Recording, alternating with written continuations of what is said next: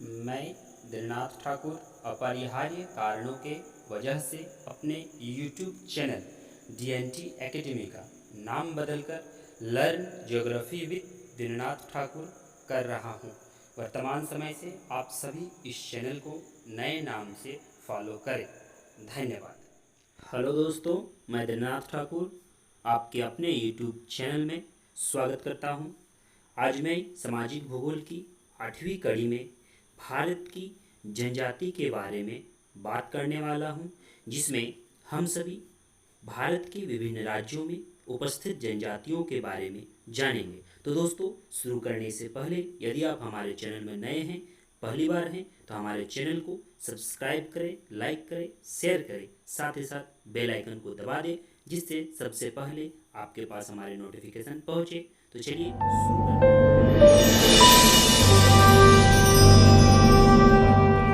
जनसंख्या का एक बड़ा हिस्सा आदिवासी का है। आदिवासी शब्द का मूल अर्थ निवासी होता है। पुरातन लेखों से प्राप्त हम सभी आदिवासी को अस्तविका या वनवासी भी कहते हैं। संविधान में आदिवासी के लिए अनुसूचित जाति पद का उपयोग किया गया है। जब हम देखते हैं कि आदिवासी के लिए भारतीय संविधान की किस अनुसूची में व्याख्या है, तो हम सभी कहेंगे कि आदिवासी के लिए भारतीय संविधान में 5वीं अनुसूची की व्याख्या की गई है। साथ ही साथ कुछ बहिष्कृत क्षेत्र हैं जिन्हें 6ठी अनुसूची के अंतर्गत डाला गया है। तो यहाँ पर 2 तरह के सवाल पनप कर निकलेंगे, जिसमें 5वीं अनुसूची के अंतर्गत हमारे संविधान में आदिवासियों का उल्लेख है, लेकिन आदिवासियों की बहिष्कृत क्षेत्रों में 6ठी अनुसूची का उल्लेख मिलता है। आदिवासी के इलाके आज़ादी के पहले भी थे, वहाँ अंग्रेजों का शासन प्रशासन नहीं था, तब इन इलाकों को बहिष्कृत और आशंकी बहिष्कृत श्रेणी में रखा गया। 1947 में आज़ादी के बाद जब 1950 में संविधान लागू हुआ, तो इन क्षेत्रों को 5वीं और 6ठी अनुसूची में वर्गीकृत किया गया। 6ठी अनुसूची के बहिष्कृत क्षेत्रों के अंतर्गत पूर्वोत्तर राज्य के 4 राज्य, जिसमें त्रिपुरा, मेघालय, असम और मिजोरम शामिल है। भारतीय जनजातियों की जब व्याख्या होती है, तो सर्वप्रथम हम लोग भारत की जनजाति में उत्तर प्रदेश और उत्तराखंड में शामिल जनजातियों का वर्णन करते हैं। तो चलिए देखते हैं कि उत्तर प्रदेश और उत्तराखंड में कौन कौन सी जनजातियां शामिल हैं।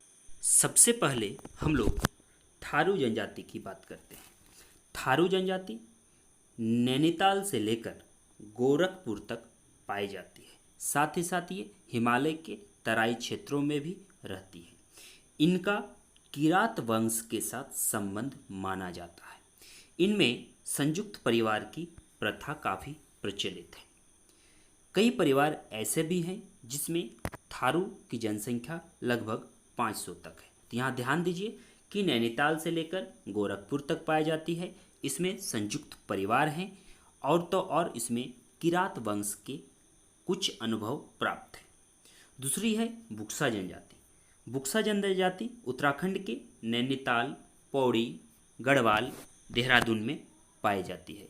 इसका संबंध पटवा राजपूत घराने से है। इनमें अनुलोम और प्रतिलोम विवाह प्रचलित है। इसमें यदि हम बात करें तो ये हिंदी भाषा बोलते हैं और हिंदुओं की प्रथा इसमें अधिक पाई जाती है। राजी और बंतोर जनजाति उत्तराखंड के पिथौरगढ़ जनपद में पाई जाती है।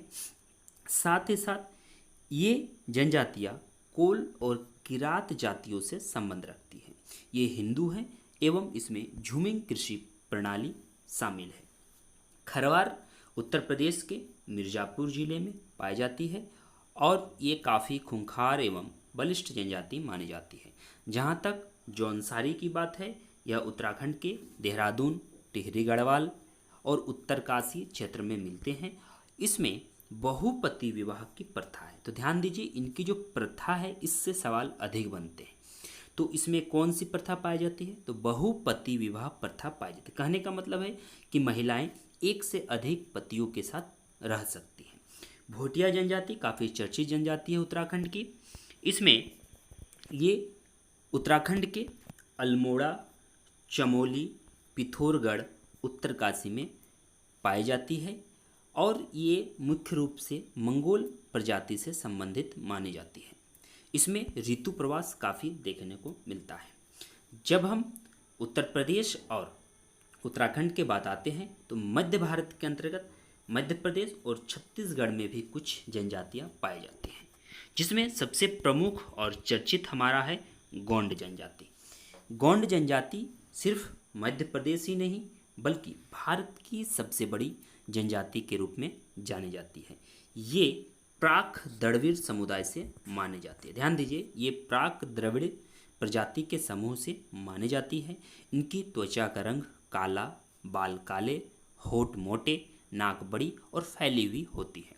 ये मुख्य रूप से छत्तीसगढ़ के बस्तर, चांदा और दुर्ग जिले में पाई जाती है। साथ ही साथ कुछ अंश आंध्र प्रदेश और उड़ीसा में भी पाई जाती है, लेकिन ध्यान रहे यह भारत की सबसे बड़ी जनजाति है। मरिया की यदि हम बात करें तो मरिया हमारा मध्य प्रदेश और छत्तीसगढ़ के छिंदवाड़ा, जबलपुर, बिलासपुर में पाई जाती है और इनकी शारीरिक रचना गोंड जनजाति से मिलती है। कोल की यदि हम चर्चा करें तो कोल मध्य प्रदेश के रीवा संभाग और जबलपुर में शामिल है। साथ ही साथ इसमें कृषि प्रमुख पेशा मानी जाती है। कोरबा बिलासपुर, सरगुजा और रायगढ़ यानी कि छत्तीसगढ़ में पाई जाती है। इसकी कुछ संख्या पलामू में भी पाई जाती है। सहरिया की यदि हम बात करें तो सहरिया हमारा मध्य प्रदेश के गुना, शिवपुरी और मुरैना जिले में शामिल है। ये जनजाति कंदमूल शहद संग्रह कर जीविका निर्वाह करती है। हलवा जनजाति छत्तीसगढ़ के रायपुर और बस्तर जिला में शामिल है। इसकी जो भाषा की यदि हम बात करें तो ये मराठी भाषा बोलते हैं। साथ ही साथ ये कृषक वर्ग में आते हैं। कोरुख की यदि हम चर्चा करें तो कोरुख जनजाति निमाड़, होशंगाबाद, बैतूल, छिंदवाड़ा में पाई जाती है, अर्थात ये मध्य प्रदेश के अंतर्गत जिलों में शामिल है। ये कृषक वर्ग में आते हैं। साथ ही साथ ये कोलेरियन जनजाति के नाम से भी यानी कि कोलेरियन जनजाति के शाखा में ये शामिल है, जिसे हम मुंडा शाखा भी कहते हैं। इसके उपरांत राजस्थान की जनजातियों की चर्चा करें तो राजस्थान की सबसे प्रमुख और मुख्य जनजाति मीना मानी जाती है और सबसे अधिक संख्या भी हमारा राजस्थान में मीना की है। ये मुख्य रूप से जयपुर, सवाई माधोपुर, उदयपुर, अलवर, चित्तौड़गढ़, कोटा, बूंदी और डूंगरपुर में पाई जाती है। इस जनजाति का संबंध पौराणिक मान्यताओं के अनुसार मत्स्य अवतार से माना जाता है। मीना जनजाति शिव और शक्ति के उपासक होते हैं। भील मीना के उपरांत राजस्थान की दूसरी सबसे बड़ी जनजाति है। ये राजस्थान के बांसवाड़ा, डूंगरपुर, उदयपुर, सिरोही, चित्तौड़गढ़, भीलवाड़ा में पाई जाती है। इसमें संयुक्त परिवार प्रथा शामिल है। ध्यान दीजिए, इनके प्रथाओं को ये कहाँ निवास करते हैं, कहाँ ये पाई जाती है और इनकी भाषा और कहीं कहीं इनके जो प्रजाति हैं उससे संबंधित है। तो इन सभी बिंदुओं को आप लोग नोट डाउन कर लें ताकि एग्जाम में आप आसानी से इसे हल कर सकते हैं। अगली जनजाति गरासिया है, जो मीना और भील के बाद तीसरी प्रमुख जनजाति है। यह दक्षिण राजस्थान में पाई जाती है। इसमें सबसे महत्वपूर्ण जो हमारी बात है वो है कि इसमें मोरबंधिया, पहरावाना और तनाना तीन प्रकार के विवाह प्रचलित है। ध्यान दीजिए, ये तीन विवाह काफ़ी प्रचलित है, मोरबंधिया, पहरावाना और तनाना। इसके उपरांत हम बात करते हैं सांसी जनजाति की, जो राजस्थान में पाई जाती है। सांसी राजस्थान के भरतपुर जिला में पाई जाती है और ये विशेष रूप से खाना बदोश जनजाति होती है। ध्यान दीजिए, ये खाना बदोश जनजाति होती है। यह जनजाति स्वयं को वाल्मीकियों से भी नीचा मानती है। झारखंड की जनजाति काफ़ी चर्चित है, जो भारत की विभिन्न भूगोल की परीक्षाओं में पूछी जाती है। झारखंड में रांची, संथाल परगना, सिंहभूम जिले में जनजाति की संख्या काफ़ी अधिक है। साथ ही देवघर, गिरिडीह, पलामू, गोड्डा, हजारीबाग, धनबाद आदि में भी जनजातीय आबादी की दृष्टि से अत्यंत महत्वपूर्ण है।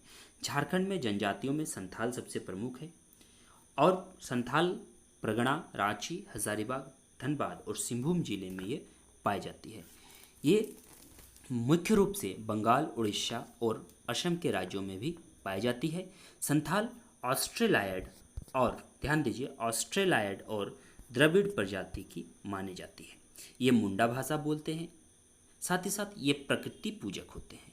इनकी मुख्य व्यवसाय में यदि हम बात करें तो आखेट, कंदमूल संग्रह, कृषि शामिल है। ब्राह्मण, सोहराय और सकरात इसकी प्रमुख पर्व माने जाते हैं। कोरबा की यदि हम चर्चा करें तो कोरबा झारखंड के पलामू जिले में पाई जाती है। साथ ही कुछ अंश मध्य प्रदेश और छत्तीसगढ़ में भी निवास करते हैं। ये मुंडा जनजाति या फिर कहें कोलेरियन जनजाति से संबंध रखती है। उराव झारखंड की प्रमुख जनजातियों में शामिल है। यह भी प्राक द्रविड़, ध्यान दीजिए कि उराव प्राक द्रविडियन समूह से मानी जाती है। ये मुंडा वर्ग के मालेटा भाषा, ध्यान दीजिए इनकी भाषाओं को कि ये मुंडा वर्ग के मालेटा भाषा, कौन सी भाषा, मालेटा भाषा का प्रयोग करती है। ठीक है। लोहा गलाना, शिकार, मछली मारना, खाद्य संग्रह, कृषि इनकी मुख्य व्यवसाय है। इनके उपरांत असुर की यदि हम चर्चा करें तो असुर सिंहभूम जिले में पाई जाती है। साथ ही ये भी मुख्य व्यवसाय में कृषि, खाद्य संग्रह और तौर लोहा गलाना, मछली मारना जैसे कार्य करते हैं। पहाड़ी खड़िया सिंहभूम जिले में पाई जाती है और ये कृषक समुदाय से शामिल है। जबकि अगर हम बात करें कि सोरिया पहाड़ी, तो सोरिया पहाड़ी संथाल परगना, गोड्डा और राजमहल में पाई जाती है। ये भी कृषक जनजाति है। खरवार हजारीबाग और पलामू में पाई जाती है। ये लड़ाकू होते हैं और वीर जनजाति में शामिल है। इसके उपरांत मुंडा भी है जो झारखंड की काफ़ी चर्चित जनजातियों में है और अनेक ऐसे जनजातियां हैं जो मुंडा की उपजातियां हैं। भारत की अन्य जनजातियों की यदि हम बात करें जो चर्चित है, जिसमें नागा, टोगो, सोम्पेन, सेंटिलिनी, आंगे और जरवा। नागा नागालैंड, मणिपुर और अरुणाचल प्रदेश में पाई जाती है। ये इंडो मंगोलाइड प्रजाति में शामिल है। ध्यान दीजिए इंगो मंगोलाइड, ठीक है। ये प्रकृति पूजक होते हैं।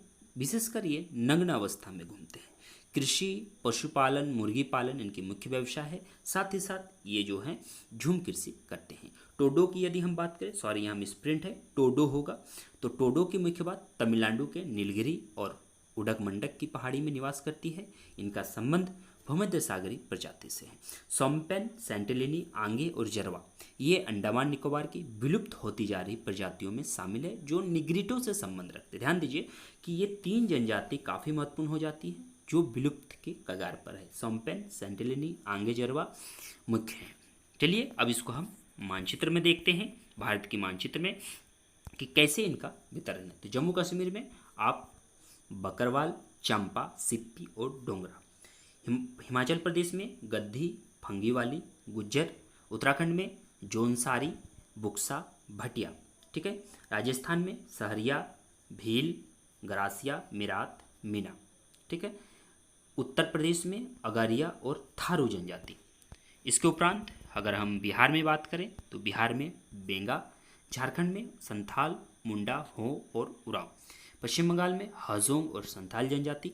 उड़ीसा में भूमिज, कोया, बोंडो, भुइयाँ, सौरा और खोंड। इसके उपरांत हम पूर्वोत्तर भारत में देखें तो पूर्वोत्तर भारत में भी काफ़ी मात्रा में सिक्किम में शेरपा, लेप्चा और भूटिया है। इससे भी प्रश्न बनता है। विशेषकर अरुणाचल प्रदेश की मिसमी, निसी, डफला और अबोर। इसके उपरांत मिकिर भी है इसमें। असम में डिमास और बोडो। मेघालय में हम बात करें अंगासी और खासी। त्रिपुरा, मिजोरम में हमारा जो है रियांग और नोसिया है। उसके उपरांत लुसाई भी है, माओ भी है। ठीक है। मणिपुर में कुकी जनजाति। नागालैंड में नागा जनजाति शामिल है। इसके उपरांत हम देखें दक्षिण भारत में तो गुजरात में कोली, भील, डाफर।